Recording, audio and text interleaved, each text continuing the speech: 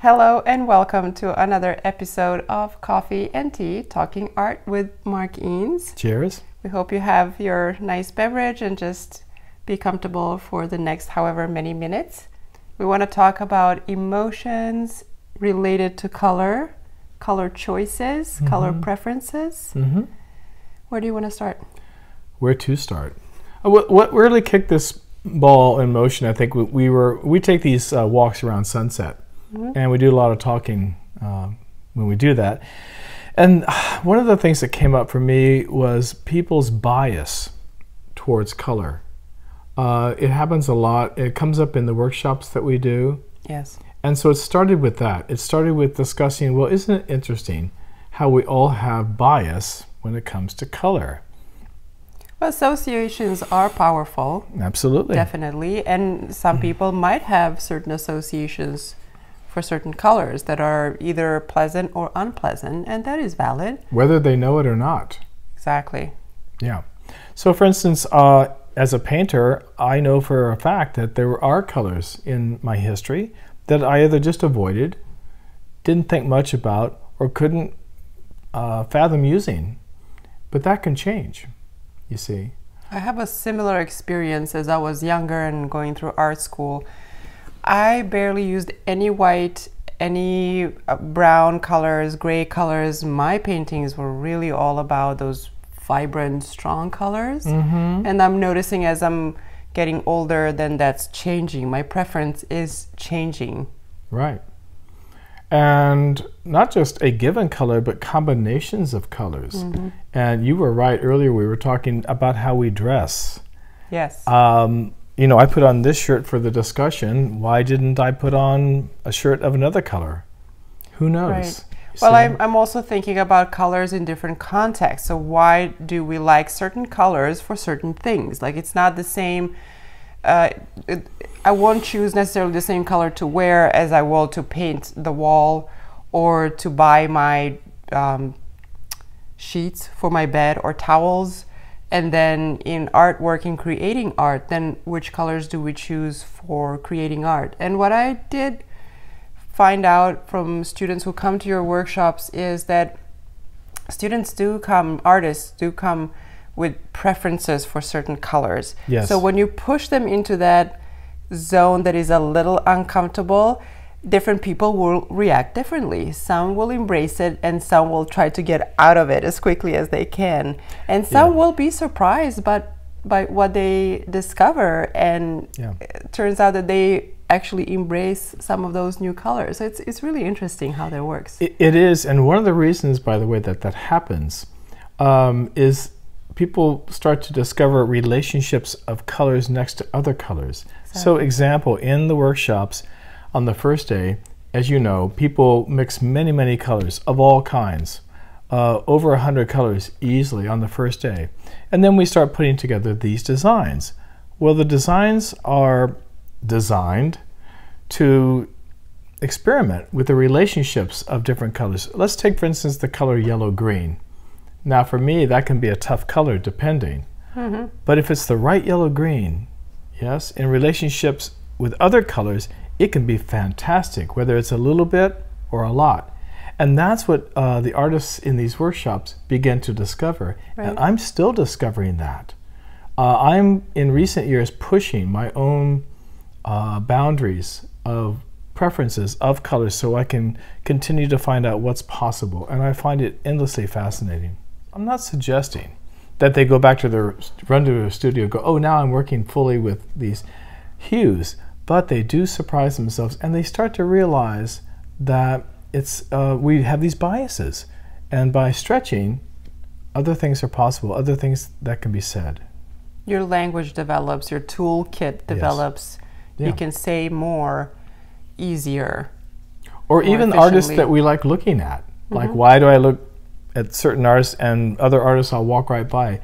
Might be the content, but it also might be color usage. So what would you say are your preferences right now? Who are your favorite children? At your age, with as much experience as you had, and I'm sure you went through many phases. But right now, where does it sit? Where do you sit with colors? Yeah.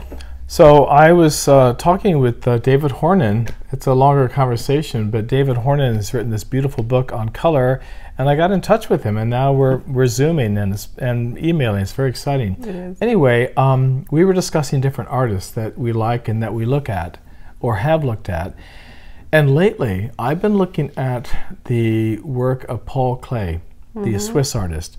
And to answer your question, I'm fascinated with what he does in some of his paintings, where he will have a field of darker hues, really dark, rich violets, dark blue greens, brown tones, earth tones, and he'll set up this really rich field of these darker but fairly saturated hues. And in the midst of that field, he'll begin to place other squares or shapes of colors that are more saturated, oranges and reds and blues and greens. And what happens spatially and with light is magic. And so a very recent painting that I did, I experimented with that, and it felt like I was entering into a whole new terrain of painting.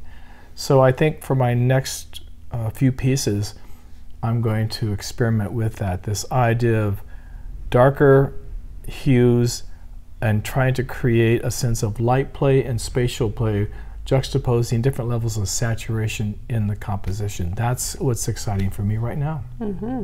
And it's kind of scary because it's new territory, and I'm sure there'll be some failures along the way, never pleasant, but I'm looking forward to it if I can pull it off. That's always the thing. David and I were talking about that.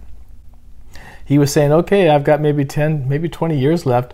I want each piece that I do to excite me and to be like the next best thing. And I think I'm at that stage in my life and career as well. I want to be pushed and surprised and challenged in the work. I also found it interesting, about probably a month ago or so, Mark decided that he was going to make a yellow painting. Oh boy. And if you're curious, on his Instagram you can see the progression in one of those little history bubbles where everything got recorded. And you wanted to do a yellow painting, but for me it was really interesting to watch that progression. Yes, and it would go back and forth, and you at one point did veer off the bright yellows and just said, okay, I need to do something else. So there's many tones of yellows, but also yellow oranges and muted hues. So it's not really when we think yellow, it's like bright garish yellow painting. It has a lot of yellow in it. Yes. But you were trying to keep it really yellow, and then it kind of veered off. So is that discomfort with that color, or why didn't you just stick to the bright yellow and went somewhere else? Or is it just the way you work? What is it? Well, we can have the best of intentions going into something. Really, seriously, we can have in our mind's eye the best of intentions or strategies. Now, some people, I suppose, perhaps are really good at adhering to that vision, that plan, that strategy. I'm not that person. And what happens for me, interestingly enough, is that I can go in with a specific plan or strategy or intention, but at some point the painting is taking me somewhere. I take the painting somewhere for a while, and then as it begins to have cohesion or a life of its own, I realize that it's taking me somewhere. And I have to allow that to happen to some degree, because that's where the mystery is. That's where the adventure lies. And as long as, in this case with this so-called yellow painting, I did stray from the path. But then I found myself coming back to what I originally was intending to do, which was to make a painting primarily about yellows. So even though you have yellow greens, yellow oranges, red, orange, it still was within a few degrees, let's say, of yellow. And I'm happy with the result. It kicked my ass, quite frankly, that painting. As you know, I really struggled with that one, but I'm pleased with the outcome. So what are your favorite colors right now in your work? Well, this most recent painting I did has some really rich dark blue, greens and magentas juxtaposed, and violets, which I don't normally play with. And then, you know, juxtaposing some really rich blues like cobalt blue and ultramarine blue set aside with those is really exciting. It's very rich. So like I said earlier, I think that's where I'm going to end up going for now. We'll see. Mm-hmm. And what about, I'm curious about the moods that certain colors evoke in human beings. Anything you have to say about that? Just the associative powers that are primal. It's mysterious, to be quite honest. I can't pinpoint that answer. Yeah. Mud? Mud? You want to talk about mud? Mud? Can we discuss mud for a moment? Sure. It's one of my favorite topics because you asked me just earlier about favorite colors. Well, I do enjoy the muted hues, the quieter hues, and I'm also a big fan of all the chromatic grays that are possible in color and color mixing. So, as of late, I have attempted to explain to people that I dismiss this notion of getting mud on our palette. So let's discuss mud. Yes, mud is, if you don't know what mud is, that is when you're trying to get a certain color on your palette and you continue adding colors and a little bit of this and a little bit of that and then a little bit of this because it might work, and then all of a sudden you have something brown, gray, a mess. Right. That you cannot discern anymore, and it's certainly not getting you to that place where you want it to get. Right, and it goes into the trash. When I decide I want to go into the world of chromatic grays, both warm and cool, light and dark, then I have to go to mud. So what does that mean? Mm-hmm. What it means is that mud is simply a color that doesn't look good amongst the other colors. Mm-hmm. It's sort of like the definition of gardening with a weed. A weed is simply a plant in the wrong place. It's a human construct. Right. So when you're mixing your colors and you're hoping to get, let's say, a wonderful green, and it goes south on you and turns into mud, that doesn't look good. And it doesn't feel right. It's not what you're after. Mm-hmm. Right? Especially because of what it looks like with all these other colors. So what am I talking about? To get some beautiful chromatic grays, sometimes you have to get the so-called mud colors, and what they are is they're usually fairly dark chromatic grays that if you add a touch of white to them, they expose themselves, or I should say they reveal themselves. It's like, wow, that is a beautiful green. It's kind of a grayish green, or wow, look at that, that's an earth tone that's graying out, or these yellow greens or yellow oranges. All of a sudden, with a mixture of either white or even a little bit of yellow, these so-called mud colors, they're like the ugly duckling that turns into a swan. This is what I want to say. Mm-hmm. So I never, how shall I say this? I never get upset when I'm mixing color and I'm going for something and I see a so-called mud color. Usually what I'll do is I'll scrape it and put it to the side, mm-hmm. and then add something to it later and be very pleasantly surprised. In other words, it doesn't stop me from looking into the mud to see what's there. It's like the lotus flower. What do they say about the lotus? It grows in muddy water. And comes out beautifully. Beautiful. And bright. So I hope that some painters out there who have always struggled with mud takes heart in this idea that it's just a color that has yet to be realized. I've heard from other artists saying things like, you know, mud or even just a muted color, well, it's not as interesting. Mm-hmm. It's called, dull. It's called even boring. You see how this bright orange is beautiful, but then if you add, let's say, blue to it, it becomes this like yawn kind of color. And right. I mean, can we even categorize colors as exciting colors, yawn colors, beautiful colors, not beautiful colors? All these are biases. They're personal preferences. Right. And I do believe it's about a context as well. But very much. I mean, what do you think about, boring colors? Well, here is the thing. What's happening is they're taking that color out of context. Mm-hmm. And in painting, that never happens unless you're making a painting that's all about one color. You know, so what they're failing to understand is the importance of the relationships of any given color with other colors. And I do want to touch back, not to make this video too much about the nuts and bolts because that's a separate conversation, but I do want to talk about these relationships that we have to colors. And also, you know, when we want to express something, we want to express an emotion. We have a certain emotion and we want to put it out there on a piece of artwork, whatever that piece of artwork might be that involves color, right? How do we know?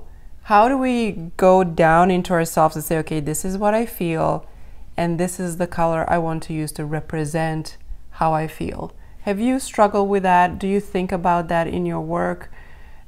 How does that conversation between the creator putting colors on the painting, let's say painting, and the painting reflecting back to the artist work, how does that work for you?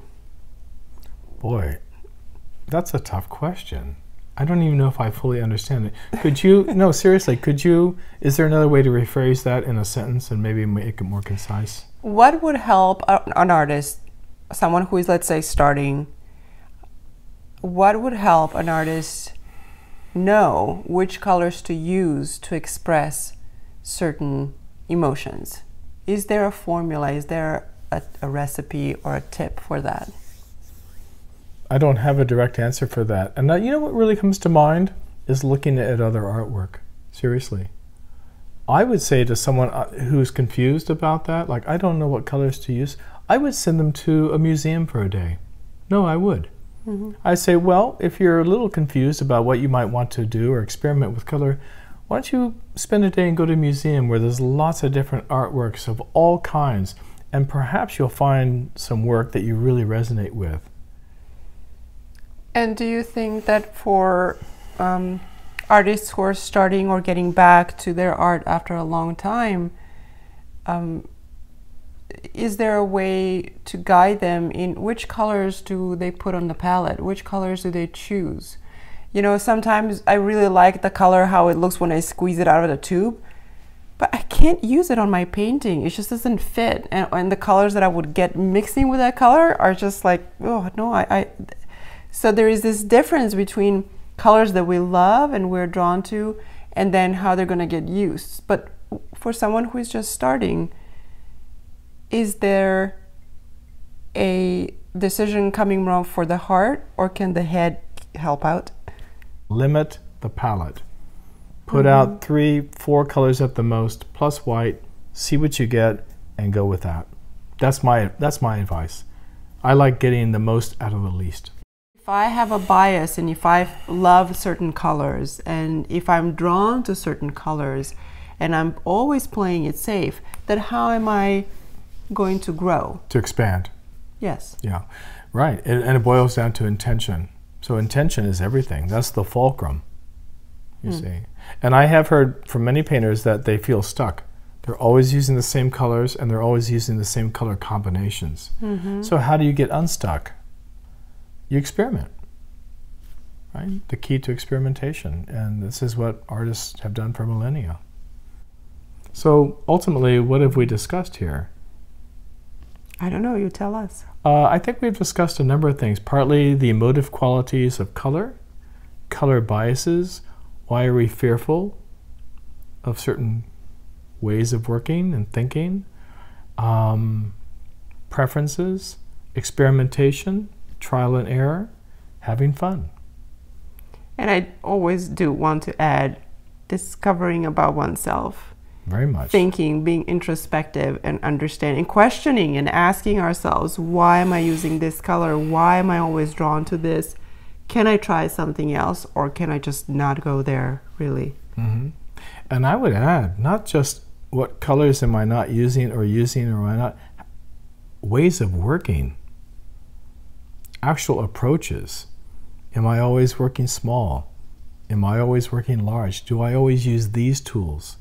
Am I always working in a certain modality? I think that also factors in.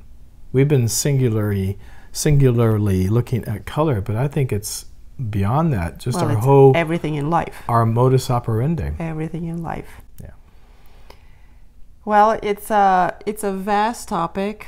It's a personal one. It can be very superficial, but also can get emotional, I think, because colors do relate to emotions, stories, conscious and unconscious, histories and experiences. So let's talk about it. Leave the comments if you have thoughts or experiences that you would feel comfortable sharing.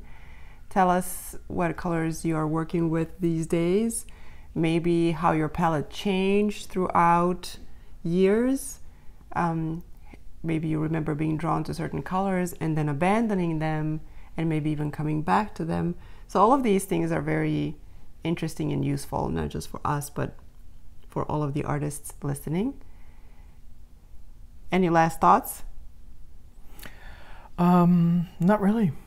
All right. Well, subscribe to Mark's channel if you haven't done so. We thank you for joining us for another cup of your favorite drink, and until next time.